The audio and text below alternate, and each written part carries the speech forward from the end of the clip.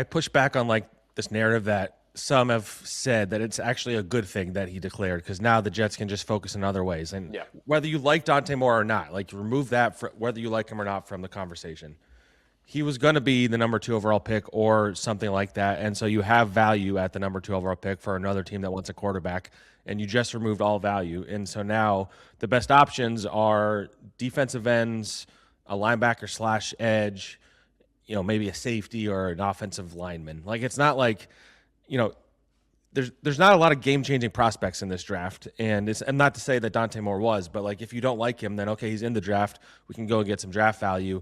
Now it's a lot less likely that you get that. So I ultimately think this was, maybe worst case scenario is a strong way of saying it, which is how I was phrasing in the immediate aftermath. But I do think this was a bad scenario for the Jets because now, there's not really a great quarterback option there. And you can talk yourself into Ty Simpson at 16, I guess, but he's a really, really flawed prospect. So we'll get into him, I'm sure. But I just don't think this is good news for the Jets at the end of the day. Like, I don't know how else you can spin it, especially for this season. Like, the way I view it, like, obviously there's a lot of people who don't like Aaron Glenn right now.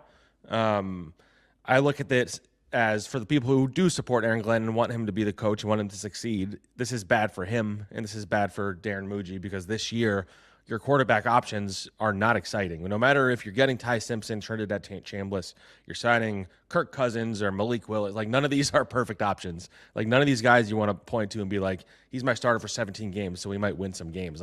So your quarterback spot is just not going to be good again for another year, and that's a lot to ask of an organization that is coming off such a terrible season. Like, can they win 6 games next year with their options at quarterback right now? Like I don't know. Like it's tough because you have all these needs on this roster across it. Like remove the Aaron Glenn part of it, all that. Like for the long-term health of the organization, it's probably better that they don't take a quarterback this year because you rebuild this roster in a way where this doesn't have a lot of blue-chip players, maybe just Garrett Wilson and Membu, you could say, I guess.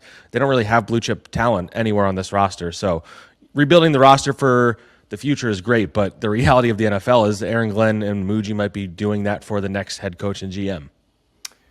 So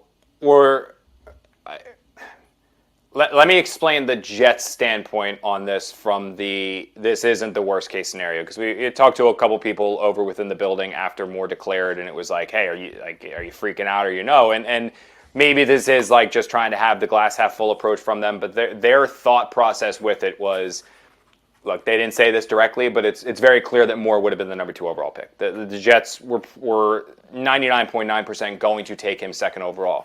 However, I was told that had they drafted Moore, their plan was not to play Moore this coming season. And the physical attributes that he presents, they're top tier. The maturity that he has is top tier. You're not worried about him off the field. You're not worried about him with teammates. You love his lively arm. You love the accuracy. He has some athleticism and mobility, more so than Fernando Mendoza has. You love all of those traits.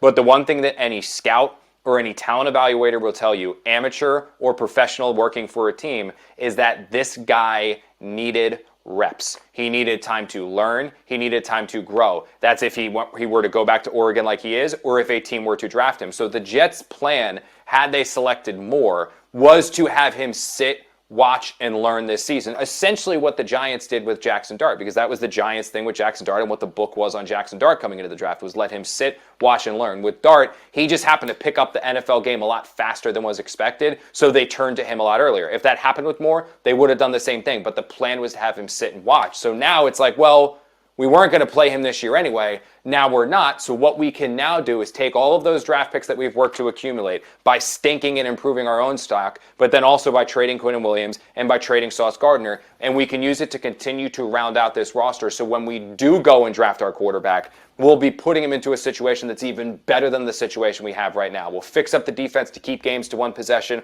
We'll get more weapons so it's not just Garrett Wilson. We'll even solidify the offensive line in little pieces if we have to do that with another guard. But we're going to create the perfect environment for a quarterback to either draft one organically in 2027 or use all those picks we have next year in that draft to trade up and get our guy. Jeremy Morris, 4609, who is kind of comparing Arvell Reese to Lawrence Taylor, which is a very strong comparison, I would think. But I know he is a linebacker who can kind of have that edge rushing threat.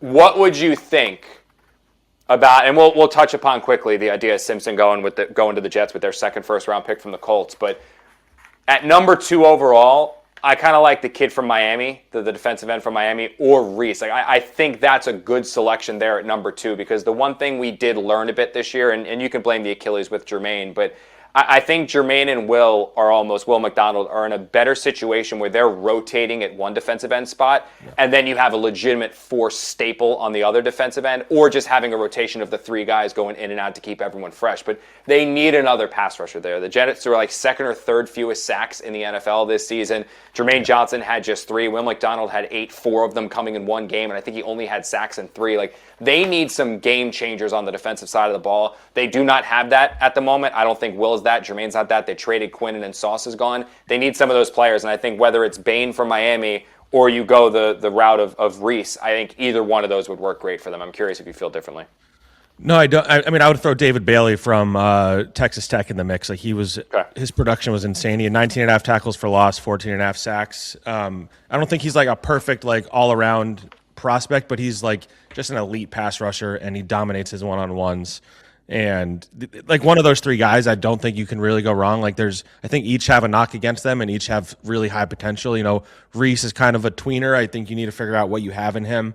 I'm most intrigued by him because you can use him as a chess piece while also really just developing him as an edge rusher. And I think I've seen people say like his ceiling is like Micah Parsons type of player, because I think Micah played a little more linebacker in college as well. Bain is really good against the run. He's not as good of a pass rusher as Bailey. I think he's a little more well-rounded, but I believe he's the one that has short arms. Everybody keeps citing, so that's gonna be something you. That's it. But he did jump off the tape like watching the national championship the other day. He was winning some matchups, so I think all 3 of those guys are really intriguing for a defense that, like we keep saying, like there's no game changers on this defense. There's no playmakers on this defense. Like you don't get 4 takeaways and 0 interceptions if you have those. And so you need someone who either can create the plays themselves on the back end or someone who can wreak havoc on the front to make life easier on the back. And so if you bring in a Ruben Bain, that allows you, like you said, then you're rotating him, Jermaine, and Will McDonald. All 3 of them are rotating a bunch, and then they're fresh. And Will McDonald, I think, is at his best when he's not playing all the snaps ultimately. And so if you're throwing him in there as like just a dynamite pass rusher, however you want, whether it becomes a 3-4 defense or they stay 4-3 or whatever it is, like he's really more intriguing to me as just like a pass rush specialist, frankly. Jermaine should be healthier and better and more well-rounded this next year. And then you throw in, as we sit here right now, my prediction would be Arvell Reese, just because they don't really have somebody. Aaron Glenn really values versatility. He has a unique skill set. And he's the kind of player that I think they would have drafted in Detroit when he was there. So I'd be really, really intrigued by him, especially if you want to say we need edge rushers, but we also need linebackers with Quincy leaving and Jamie and Sherwood coming off a really bad year. So Arvell Reese would be my pick right this second, but I would be fine with Ruben Bain or David Bailey as well. I think there's even if you take a step back, there's an argument for Caleb Downs if you're just like, we just want to take the best player, the guy we're positive is going to be a star, because I think Caleb Downs has the ability to be one of the best safeties in the NFL. I just don't think you could take a safety at 2 ultimately, but I could see them because if you look at what Detroit did when Aaron Glenn was there, they drafted Jahmyr Gibbs in the top 12, which everybody killed them for. In that same draft, they drafted Jack Campbell in the top 20, an off-ball linebacker. Like, teams don't do that anymore, and both worked out pretty well. Those are both 2 all-pros. So, like, if you want to like figure out how Aaron Glenn thinks about things, like I do think Downs is on the table. But my prediction right now is Arvell Reese, I would say.